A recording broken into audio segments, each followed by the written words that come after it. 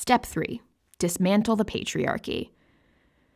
To my ladies who've been taking notes, it's now time to pass your pen to the fellow male readers for this section. It's their turn to take notes now. All feminists experience a critical awakening at some point in their lives, that aha moment that makes you question everything you were once taught. My critical awakening happened last year when I stumbled upon a video by a clinical sexologist tackling the question, do men really hate women? Without hesitation, she said, yes, men do hate women. This, of course, sounded very harsh to me. My knee-jerk response was the classic, not all men.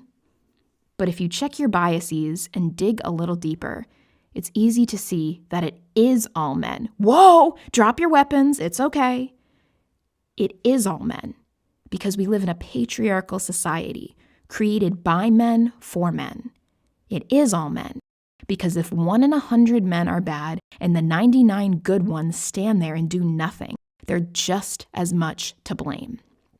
Even if you're reading this and you are a quote-unquote good guy, you still benefit from the patriarchy. And unless you've spent every waking second of your life reading feminist literature and deprogramming your internalized misogyny, chances are you have been part of the problem. Maybe you've never called a woman a slut, but I know you stood by and said nothing when your homeboy made a demeaning comment about a girl in your class. Maybe you haven't insulted a woman, but I know you watched from afar in the club as your homeboy tried his way with a hot girl who was visibly uncomfortable, but you chose not to step in because of bro code. And maybe if you really weren't part of the problem, you wouldn't be so upset by the notion that you could be part of the problem. A quick disclaimer if you feel personally attacked. At the beginning of this book, I asked you to hold for later the question, what are we fighting to protect ourselves from? Here's your answer. Men. Let that sink in for a moment.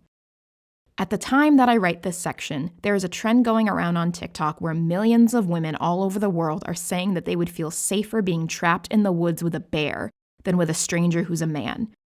Misogynists are finding this absurd, but feminists are encouraging them to dig a little deeper. Who's the proponent of every single terrorist attack or school shooting you hear about in the news? Hint, it's not a bear. Who is it?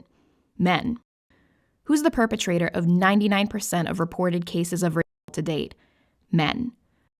Who are you checking your surroundings for when it's late at night and you're walking alone? Men.